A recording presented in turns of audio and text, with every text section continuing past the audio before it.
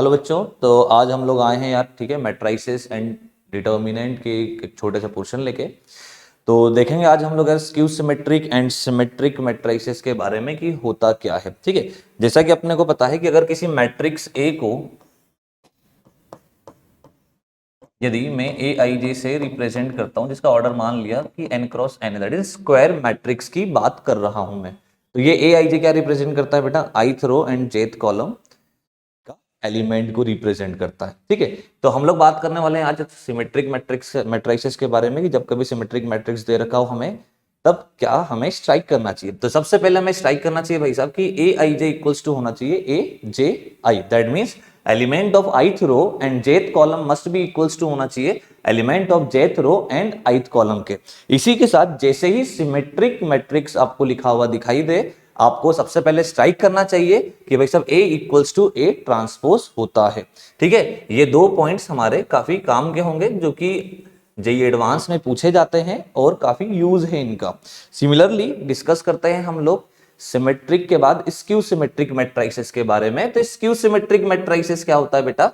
यह एक ऐसी मैट्रिक्स होगी जिसमें ए I J equals to minus of A J आई होगा, और यहां पर एक और रिलेशन होता है इन टर्म्स ऑफ ट्रांसपोज जो कि हमें स्क्यू सिमेट्रिक देखते ही स्ट्राइक करना चाहिए, which is A equals to minus of A transpose. Clear है इतना? तो सबसे पहले स्क्यू सिमेट्रिक दिखता कैसे, पहले देख लेते हैं हम लोग भाई साहब कि यदि ए एक मैट्रिसेस है और मान लेता हूं मैं कि यह एक square matrix of order 3 cross 3 given है, तो कुछ इस प्रकार से दिखेगा हमें। देखे बेटा, ये इसको लिखेंगे हम लोग A11 A12 A13 A21 A22 A23 A31 A32 A33। यदि मैं स्क्यू सिमेट्रिक की बात करता हूं तो उसने भाई साहब ने क्या बोला, ए I J equals to minus of A J आई होना चाहिए। दैट इज फर्स्ट थिंग कि जो डायगोनल के एलिमेंट्स होंगे हमारे, यह सारे के सारे जीरो होंगे। ठीक है, ऐसा क्यों होता है? क्योंकि देखिए A11 equals to minus of A11 यदि हम लिखते हैं तो क्या लिखा दिखेगा बेटा? 2A11 equals to 0। क्लियर है? चले, वैसे ही अगर मैं बात करता हूं A12 A21 में क्या रिलेशन निकल कर आने वाला है? That is A12 is equals to minus of A21, A13 is equals to निकल कर आएगा minus of A31 and A23 equals to निकल कर आएगा माइनस ऑफ A32। ठीक है, शॉर्ट में इसको जल्दी से देखिए यार, इसका डायग्राम कैसे दिखता होगा। तो एक दूसरा मैट्रिक्स लेने की कोशिश करते हैं, दैट इज 3 क्रॉस 3। तो डायगोनल के एलिमेंट्स भाई सब क्या होने चाहिए? 0 होना चाहिए। यदि यह A लिखा गया होगा दैट इज A12, तो A21 क्या होगा? इसका just negative, that is minus of A। यदि यह B लिखा गया होगा तो ये भाई सब B रहेंगे। वैसे ही अगर मान लो ये C लिखा जाता तो ये माइनस ऑफ C लिखा जाता। एक बात और हमें ध्यान में रखनी है कि यदि स्क्यू सिमेट्रिक मैट्रिक्स दे रखा है तो उसका डिटर्मिनेंट ऑड ऑर्डर वाली मैट्रिक्स का 0 होता है एंड इवन ऑर्डर का परफेक्ट स्क्वायर होता है। और जैसे ये दिखे भाई साहब, अगेन हमें स्ट्राइक करना चाहिए कि A equals to minus of A transpose होगा। तो दो चीजें देखिए अभी हम लोगों ने बेटा, सिमेट्रिक मैट्रिक्स जैसे ही दिखता है ए आई जे बराबर ए जे आई दिखना चाहिए and A equals to A transpose. वैसे ही स्क्यू सिमेट्रिक के लिए हमारे पास क्या होना चाहिए भाई साहब? A J I equals to minus of A I J and A equals to minus of A transpose दिखना चाहिए। चले तो प्रोसीड करते हैं कुछ क्वेश्चंस की ओर।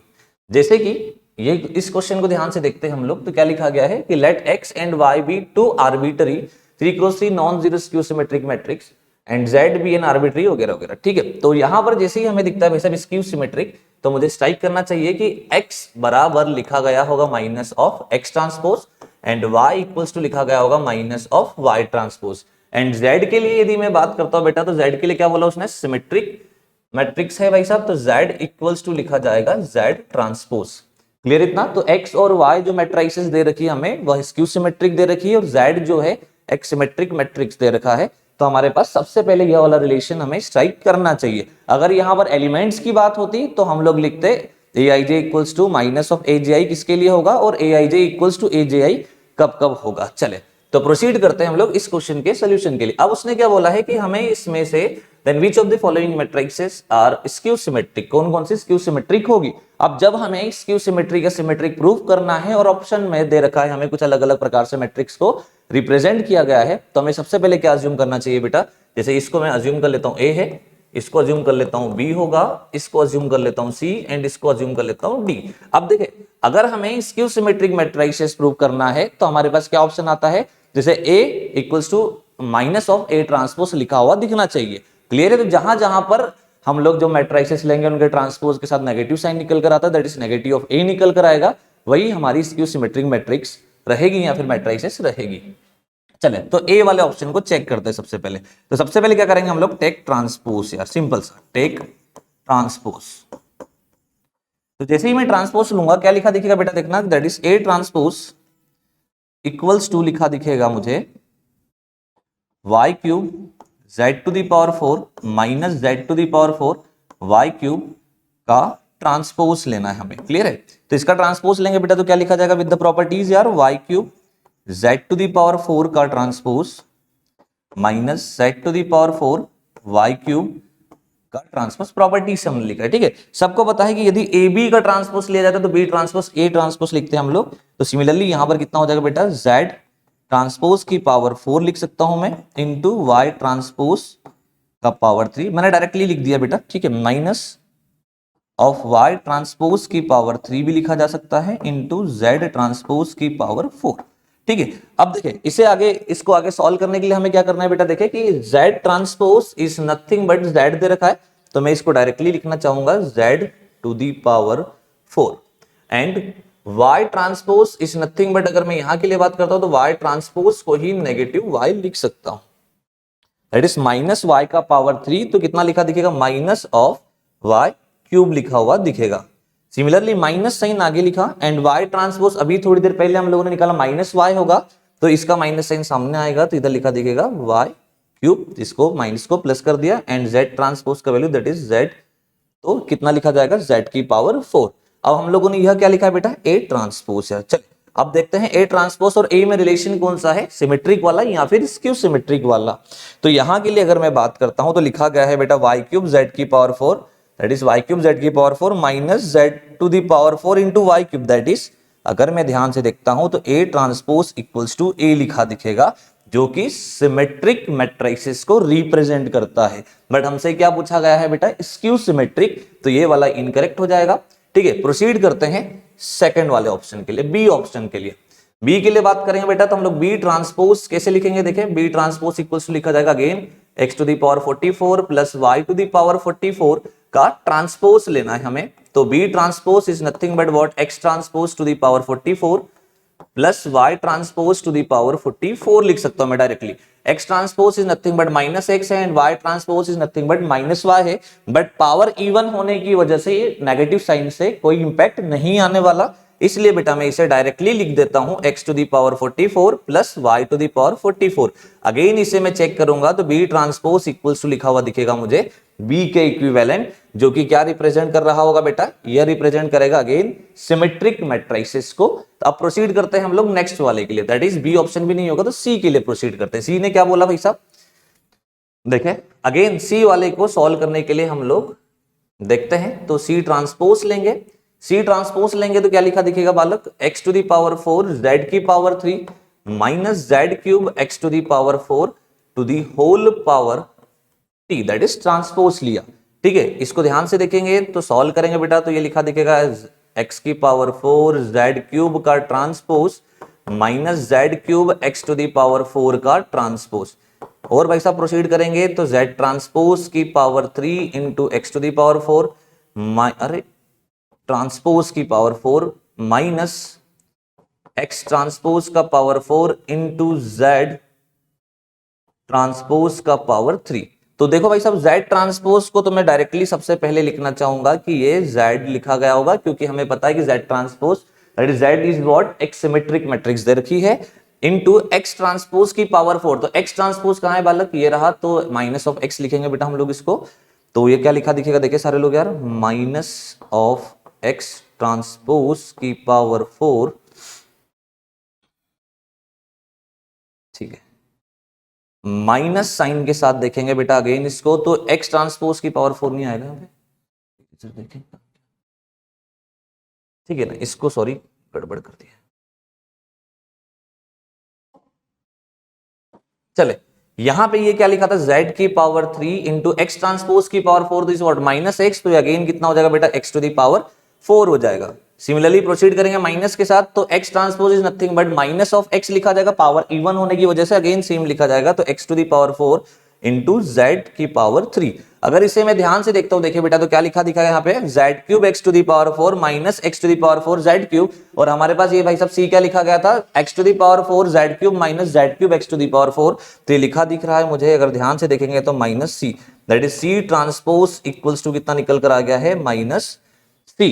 तो हमारे पास सी जो होगा एक स्क्यू सिमेट्रिक मैट्रिक्स होगा। क्लियर है? तो थोड़ा और आगे प्रोसीड करते हैं, लास्ट ऑप्शन को भी चेक करते हैं क्या दे रखा है भाई साहब। लास्ट ऑप्शन के लिए कैसे प्रोसीड करेंगे हम लोग, अगेन डी का ट्रांसपोज लेंगे। ठीक है, डी का ट्रांसपोज लेते हैं बेटा हम लोग, देखें। ठीक है, डी वाले की बात हो रही है। ठीक है, डी वाले का देखते हैं भाई साहब, तो डी ट्रांसपोज इक्वल्स टू कितना लिखा जाएगा, x to the power 23 plus y to the power 23 का ट्रांसपोज लेना है हमें। तो डी ट्रांसपोज इक्वल्स टू लिखा जाएगा x ट्रांसपोज का पावर 23 प्लस y ट्रांसपोज का पावर कितना बेटा, 23 लिखा जाएगा। ठीक है, जैसे कि हमें बताया कि x is what skew symmetric दे रखा है, जिसको माइनस x से रिप्लेस करेंगे to the whole power 23 plus minus Y to the power 23 यार। ठीक है ना, नेगेटिव साइन बाहर निकल आएगा तो कितना लिखा दिखेगा, minus of x to the power 23 plus y to the power 23, जो लिखा जाएगा माइनस ऑफ डी। तो हम लोग बोल सकते हैं कि यहाँ पर एक रिलेशन कौन सा निकला बेटा, D transpose equals to minus of D, that is again D option is our skew symmetric matrix, इसको रिप्रेजेंट करेगा। चले तो प्रोसीड करते हैं बेटा नेक्स्ट क्वेश्चन की ओर। तो यहां पर हम लोगों ने देखा होगा बेटा, जो बेसिक सा पोर्शन था कि सिमेट्रिक और स्क्यू सिमेट्रिक जैसे ही देता है हमें क्या स्ट्राइक करना चाहिए और कैसे प्रोसीड करना चाहिए।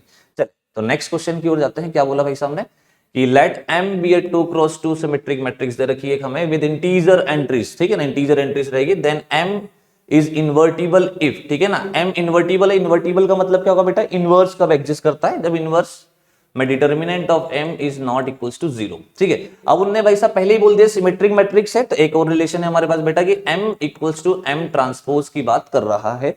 ठीक है, एक चीज और कि भाई साहब सिमेट्रिक मैट्रिक्स है तो हमें एक चीज और पता थी कि aij इक्वल्स टू aj होगा। क्लियर है, एक यह रिलेशन भी है हमारे पास। तो देखिए यहां पर एलिमेंट्स के ऊपर हम लोग कमेंट करके m जो है निकाल लेते हैं। पहले ही बेटा क्या लिखा दिखेगा, a11 को फिक्स कर देता हूं मैं, यहां पे जो एलिमेंट लिखा जाना है वही एलिमेंट यहां पे लिखा जाएगा। चल तो चेक करते हैं इसके लिए क्या बोला, the first column of m is the transpose of the second row of m। तो इसका फर्स्ट कॉलम कौन है बेटा, ac, मतलब इन्होंने बोला कि ac जो है ट्रांसपोज है सेकंड रो का, तो सेकंड रो तो मेरा cb है, तो पहला तो ऐसे ही रॉन्ग प्रूफ हो रहा है बेटा। क्लियर है सबको इतना। सेकंड आगे प्रोसीड करते हैं बी ऑप्शन के लिए, the second row of m that is second row of m is cb is transpose of the first column. नहीं भैया, ac का ट्रांसपोज लूंगा तो ac आना चाहिए ना कि cb। क्लियर इतना, तो सेकंड वाला भी हमारा फॉल्स है। आगे क्या बोला उसने, m is the diagonal matrix with non zero entries in the man diagonal.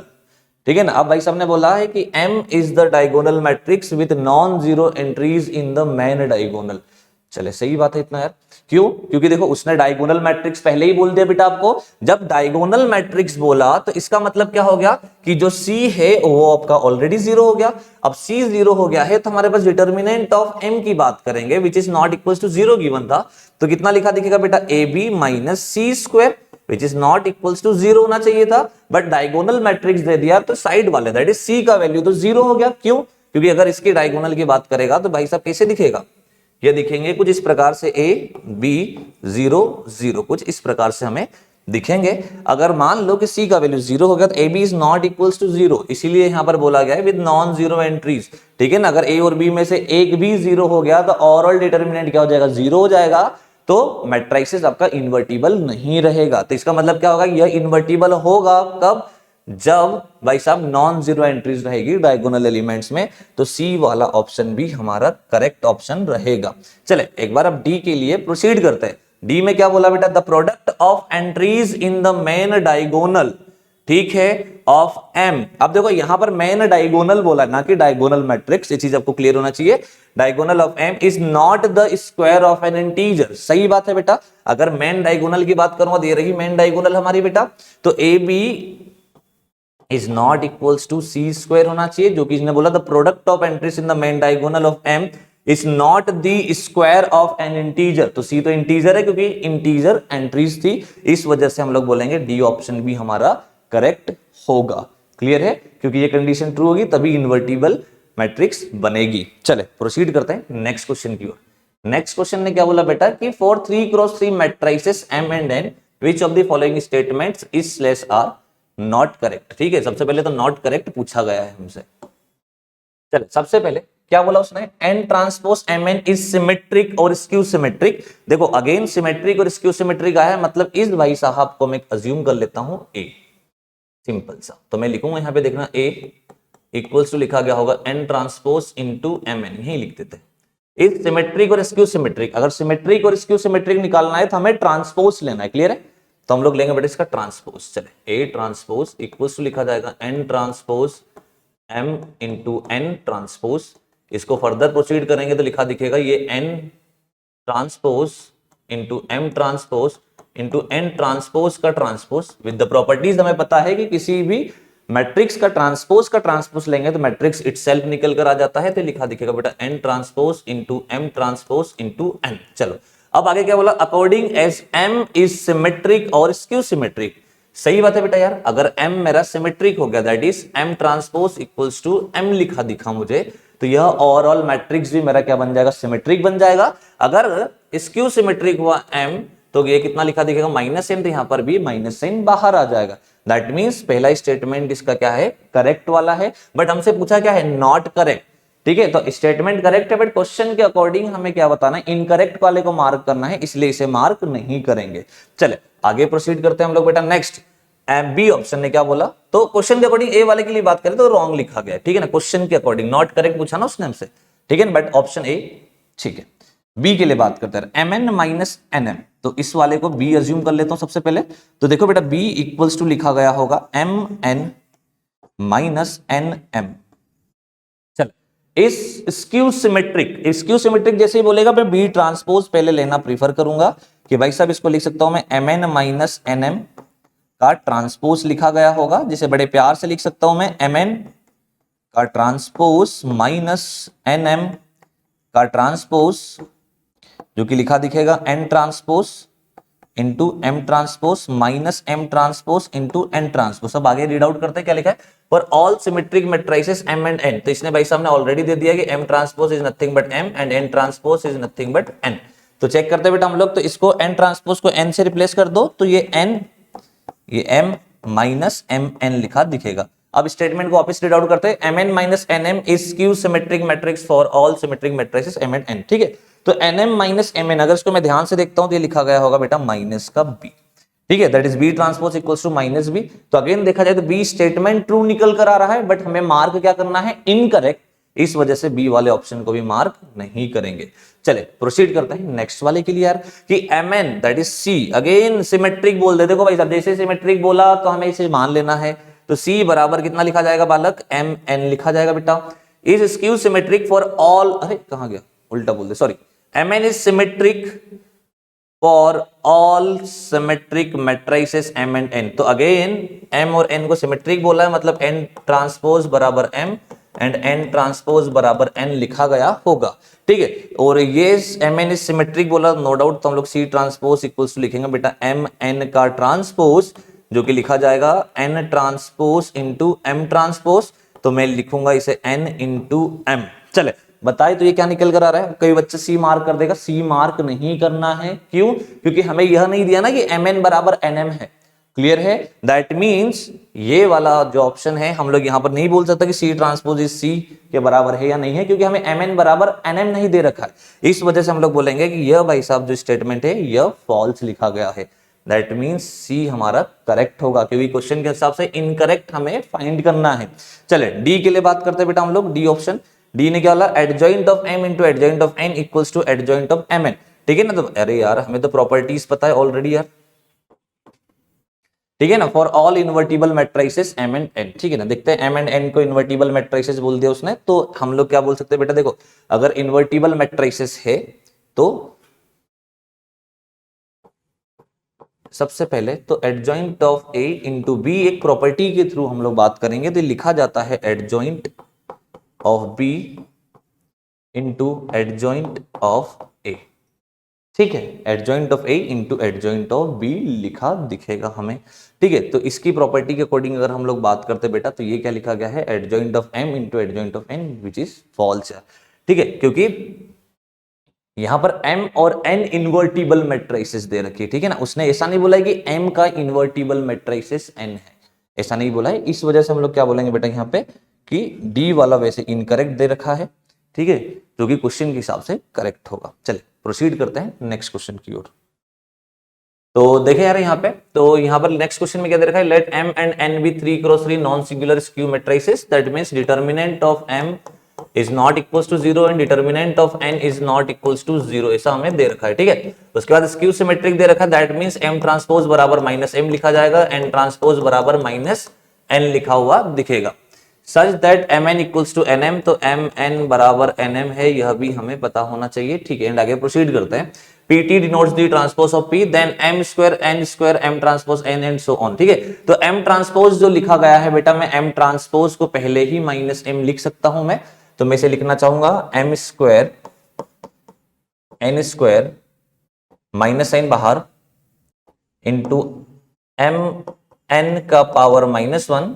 इसकी बात करेंगे तो ये ट्रांसपोज की प्रॉपर्टी और होती, देखे बेटा यहाँ पर कौन सी, कि यदि मान लो ए बी का ट्रांसपोज लिखा गया है तो हमें पता होता है कि B transpose into A transpose लिख सकते हैं।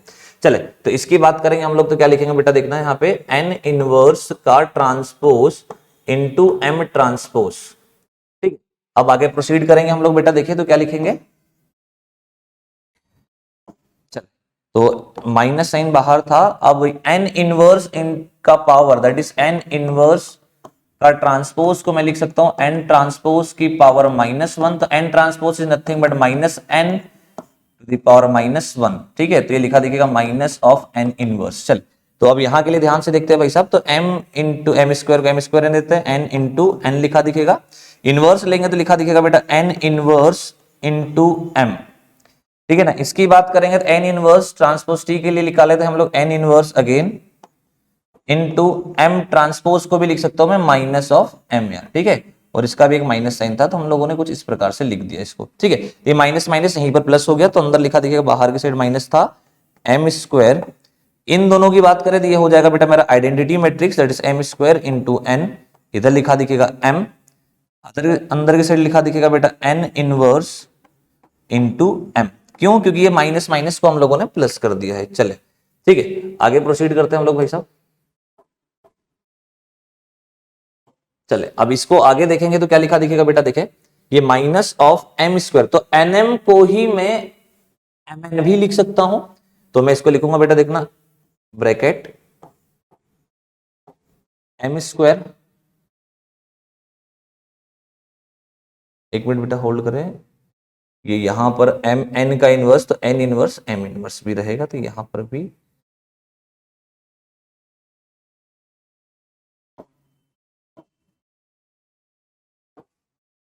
ठीक है ना, यहां पर माइनस लिखा दिखेगा और यहां पर भी माइनस लिखा हुआ दिखेगा हमें। ठीक है, तो इसको फर्दर प्रोसीड करेंगे तो एम स्क्वायर को लिख सकता हूं मैं, देखे सारे लोग,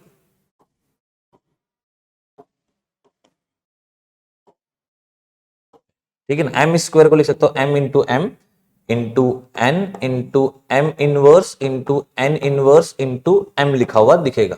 तो ये एम एन को मैं लिख सकता हूं बेटा मैं, ठीक है ना, इस एम एन को लिख सकता हूं मैं M into M which is M inverse into N inverse into M लिखा दिखेगा हमें विथ नेगेटिव साइन। ठीक है, ये एनएम जो रहेगा, इस एनएम का वैल्यू मैं लिख सकता हूं बेटा, ठीक है ना, ये देखिए sorry m into M inverse को लिख सकता हूं आई, तो ये लिखा दिखेगा कुछ ऐसा m into N into M,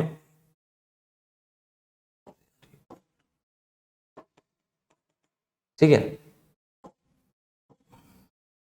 M N into ये लिखा दिखेगा एन इनवर्स इंटू एम लिखा दिखेगा, सॉरी यार, तो ये लिखा दिखेगा m इंटू ये अगेन आई हो जाएगा which is m with negative sign, तो ये लिखा दिखेगा माइनस का m स्क्वायर है।